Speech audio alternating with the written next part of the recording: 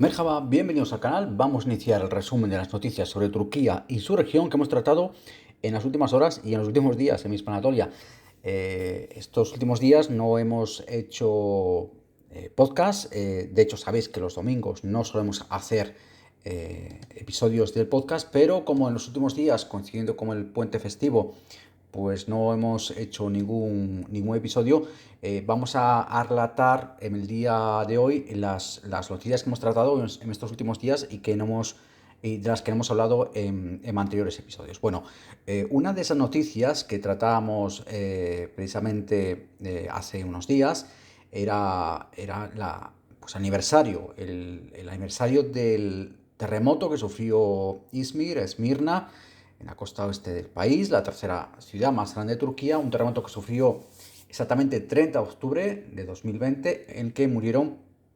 117 personas, hubo más de 1 millar de heridos. Fue un terremoto que no arrasó con toda la ciudad, obviamente, pero sí que causó daños tremendos,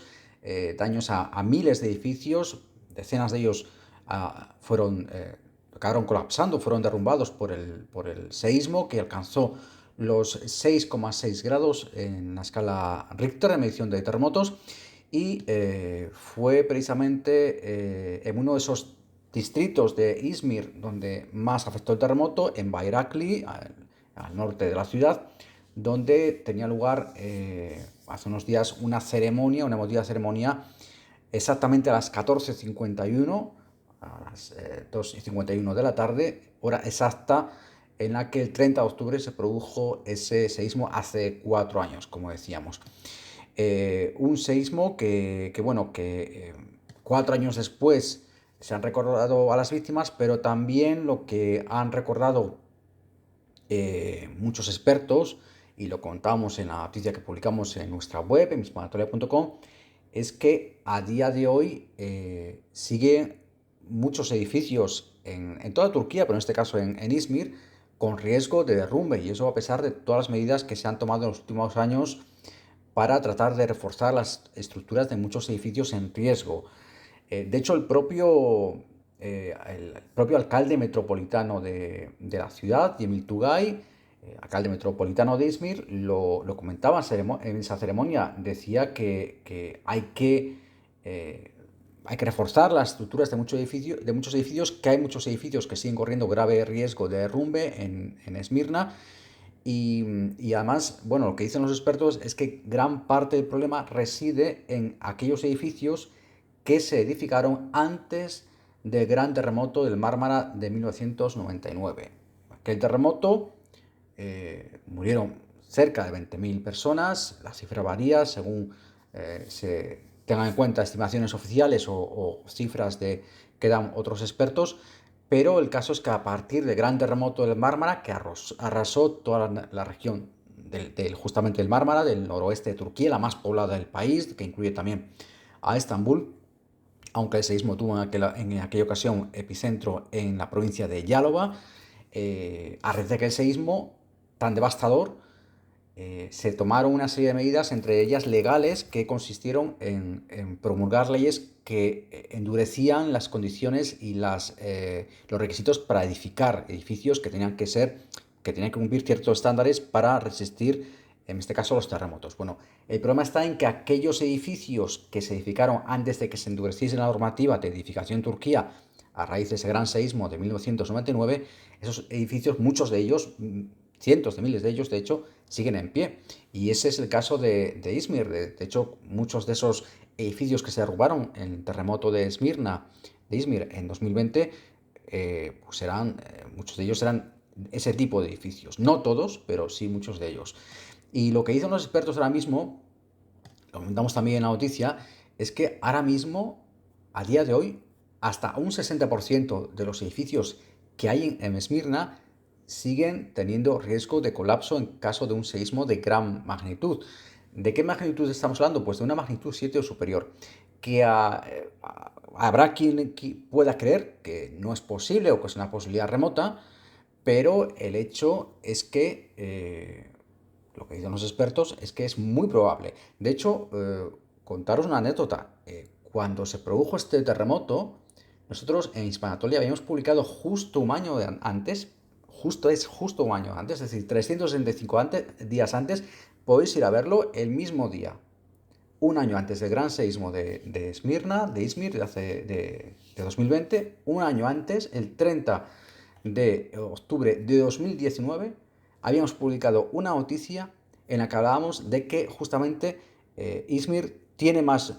riesgo de sufrir un gran terremoto que Estambul. Así se titula la noticia, podéis ir a buscarla a la web, y está publicada justo un año antes de que se produjese el terremoto en Izmir. De hecho, hubo personas en redes sociales que nos criticaron por publicar esa noticia porque la consideraron alarmista. Y finalmente se demostró que no había sido tan alarmista. El caso es que lo que dicen los expertos ahora es que no solo tenemos un 60% de edificios en Izmir que tienen riesgo de colapso si hay un terremoto de magnitud 7 o superior, sino que además lo que dicen es que a día de hoy Izmir no está preparada para sufrir un terremoto de esa magnitud y es probable que se produzca. Parece ser que lo comenta un geólogo, Hassan Sosbilir, de cuyas palabras nos hacemos eco en esa noticia que publicamos en la web, comenta que Izmir está cruzada por unas 40 fallas tectónicas, tanto en tierra como en mar,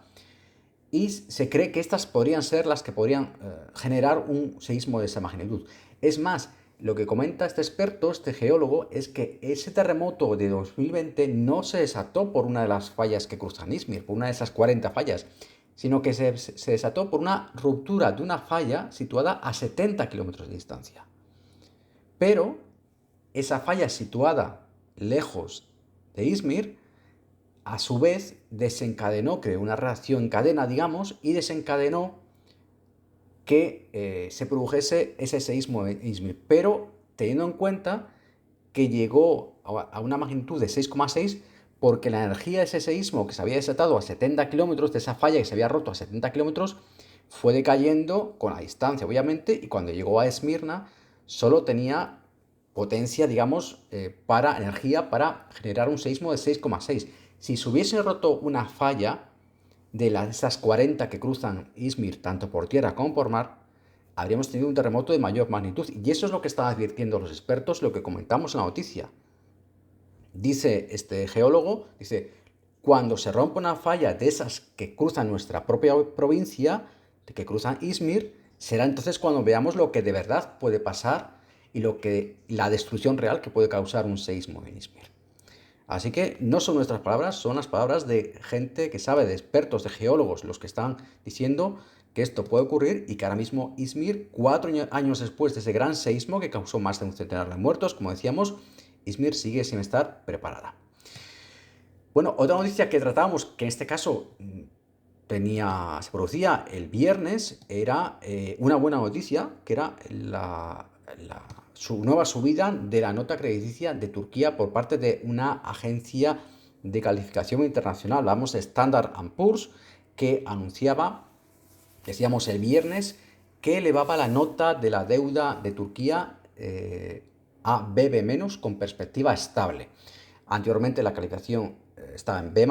ahora la ha elevado a BB-, una nota más alta, y además esta misma agencia, Standard & Poor's, se da la circunstancia de que ya había elevado la nota crediticia de Turquía, la calificación de la deuda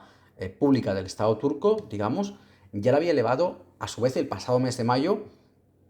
cuando pasó de B a B+, con perspectiva positiva. Ahora, de ese B+, la ha subido, como decíamos, a BB-, siguiendo su propio baremo, digamos, el propio ranking que maneja Standard & Poor's. Es decir, tenemos una doble subida de la nota crediticia de Turquía,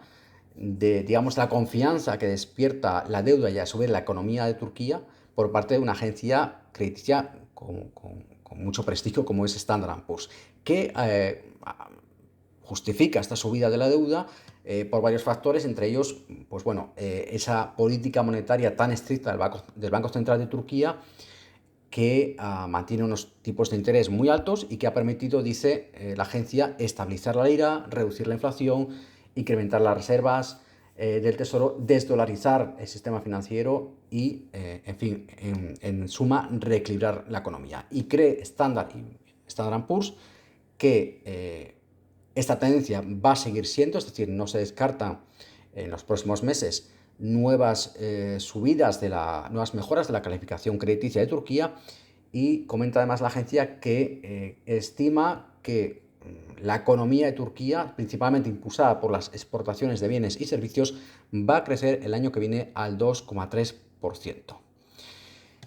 Fuera del ámbito económico, y ya este fin de semana, en las últimas horas, hemos publicado una noticia referente a la presentación que tuvo recientemente en Cannes, también hace unos días, en la MIPCOM 2024, en Cannes, Francia, la presentación que hizo Canal D International, Canal D Internacional, una conocida cadena de televisión en Turquía que produce muchas series turcas y que presentó varias de sus próximas producciones, producciones que ya están rodadas o están terminando de rodarse, producciones que van a incorporarse a todo ese largo y gran elenco de producciones, de series de televisión turcas, de telenovelas turcas. Bueno, Canal D presentaba, decíamos, en Cannes hace unos días, entre otras, dos series principalmente son las que más destacó. Por un lado, İnci Taneleri, y por otro lado, Annem Ankara. Son dos de las producciones que más destacó en esa presentación, pero también habló de más series de televisión, de producción propia, que ahora mismo tiene en su haber, que tiene ahora mismo que en la palestra. Por un lado está Ian Yalan, también Veda Mektubu, Don Enge y también Uç Kız Kardeş. Serían todas estas series, 7 en total, las que ahora mismo estarían en producción por parte, decimos, de Canal D. Recordemos que Canal D ha producido muchísimas series, empezando por la misma Fatma Gul. Fatma Gul fue la primera serie serie turca que llegó a España en el año ya 2017, que ha llovido y parece que fue ayer, pues hasta 2017 en España, ese furor que teníamos ya en Latinoamérica con las series turcas, hasta el de 2017 no llegó a España con la primera serie turca, se estrenó en España, Fatma Gul, y la trajo precisamente, o la había producido precisamente Canal D. Ahora mismo Turquía es la tercera potencia, digamos, en exportación de series de televisión. Solo la supera Estados Unidos, que sigue ocupando el primer lugar, y Reino Unido, que estaría ahora mismo en segunda posición. En ocasiones se intercambia con Turquía, pero ahora mismo estarían por importancia, en cuanto a exportación de series de televisión propia, estarían Estados Unidos, Reino Unido y en tercera posición Turquía. Respecto a el porqué del éxito de las series turcas, que es un tema además que hemos tratado referente a España y también a Latinoamérica en varias ocasiones en nuestra web, en mismanatolia.com, pues lo que dice, por ejemplo, Yilmaz Erdoğan, que es guionista y protagonista de una de esas series destacadas por Canal D, İnci Taneleri, cree él, o afirma él, lo afirmaba durante esa presentación en Cannes, que el éxito principal de las series turcas se debe precisamente a que los problemas que trata son, al fin y al cabo, los problemas que afectan a personas en todo el mundo. Decía que los problemas que sufren en general la gente en cualquier parte del mundo son muy parecidos, y que precisamente lo que hacen las series turcas, decía él, es tratar esos problemas que en general todo el mundo, sea el país que sea de la cultura que sea, se puede sentir identificado con ellos, y sobre todo lo hace en muchas ocasiones centrado en los problemas en torno a la familia, que son también un tema pues que en muchos casos afecta a cualquier persona de cualquier parte del mundo. Y comentabas también, por cierto, durante esa presentación en Cannes, Canal D, los responsables de esta cadena turca, anunciaban que ya se han cerrado además acuerdos para estrenar o para emitir un par de series en extranjero. Una sería Dilek Tashi. Dilek Tashi parece ser que se iría a estrenar ya en México, y luego tendríamos también Salim Istanbul, otra serie producida por Canal D, para la que ya habría un acuerdo para emitirse en Portugal. Ese ha sido el anuncio que ha hecho Canal D. Y fuera de las noticias que hemos publicado en nuestra web, en mismanatolia.com, mencionar, como siempre, algunas que tratamos más brevemente en nuestro perfil en la red social X. Ha habido, os podéis imaginar, en los últimos días muchas. Vamos a destacar un par de ellas. Por un lado, tenemos una triste noticia ocurrida a primerísima hora de hoy, de este domingo. Teníamos en torno a las 6:20, 6:30 de la mañana, en Bakirköy, en Estambul, al oeste de Estambul, teníamos un accidente, un trágico accidente doble, en el que perdía la vida un policía en acto de servicio. Ya decimos, en torno a esa hora se producía en primer lugar un choque, un accidente inicial en el que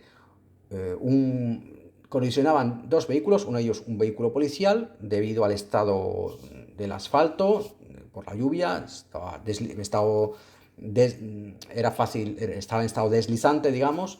y chocaba, se producía una colisión entre dos vehículos, uno de ellos, como decíamos, un vehículo policial. Sin heridos, sin mayores consecuencias, pero en ese momento acuden unos agentes a coordinar la zona y asegurar la zona y a tomar, bueno, lo habitual, imágenes del accidente y las demás medidas. Y es en ese momento cuando, debido, decimos, a ese estado mojado del asfalto que lo hacía muy deslizante, se produce un segundo accidente. En este caso es un autobús público, un autobús de transporte público, el que de nuevo pierde el conductor de ese autobús el control y el autobús acaba embistiendo a uno de los policías que en ese momento se encontraba, decíamos, tomando las medidas pertinentes y asegurando la zona en torno a ese primer accidente. El policía, desgraciadamente, fue atropellado por el autobús, acabó debajo del vehículo con heridas gravísimas y perdió la vida en el acto. Un accidente terrible que se produjo cerca de una conexión con la autopista D100, como decíamos esta mañana, en Estambul, y que acabó con la vida de este policía que estaba casado y con dos hijos. Y pocas horas después se producía otro accidente también terrible, con consecuencias que podrían haber sido incluso mayores. Un accidente que ocurría, en este caso, en la ciudad de Çorum, en el centro de Turquía. Era un accidente que se producía en torno a las 2:30 aproximadamente, siempre hablando de hora local, siempre que hablamos de las horas, en torno a las 2:30 hora local de Turquía. Se producía una tremenda, fortísima explosión de gas en un edificio de 5 plantas, decíamos, en la ciudad de Çorum. Esa explosión destruía prácticamente la planta entera de donde se producía, dejaba daños gravísimos en ese edificio, que tenéis, al igual que la noticia anterior, tenéis el vídeo en nuestro perfil en la red social X, y dejaba un muerto y 33 heridos. Inicialmente se hablaba de 17 heridos, pero finalmente la cifra asciende a 33. Ninguno de ellos, afortunadamente, está herido de gravedad. El fallecido era el único herido grave, un hombre de 65 años que sufrió heridas graves, como decíamos, y que finalmente acabó falleciendo. El resto son heridos leves, pero 33 en total. Tenéis el vídeo en nuestro perfil, donde se ve cómo no solo el edificio donde se produjo la explosión ha quedado totalmente destrozado, toda esa planta reventada entera, sino que, por supuesto, los edificios cercanos, las viviendas cercanas también resultaron con numerosos daños por esta explosión de gas. Y hasta aquí llega el resumen que hemos hecho de las noticias publicadas no solo hoy, sino en los últimos días en nuestra web. Recordad que tenéis más información en mispanatolia.com y en nuestro perfil en la red social X. Si te ha gustado este contenido, dale por favor un like y suscríbete para no perderte los próximos episodios.